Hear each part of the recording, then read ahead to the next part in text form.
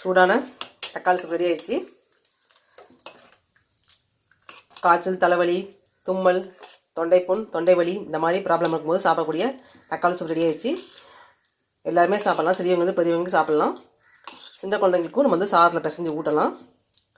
சாப்பாடு ஊட்டுற ஸ்டேஜில் உள்ள பிள்ளைங்களுக்கு கொடுக்கலாம். ராஜேஷ் உங்களுக்கு இந்த லிங்கை கிளிக் பண்ணி லைக் பண்ணுங்கள், சப்ஸ்கிரைப் பண்ணுங்கள்.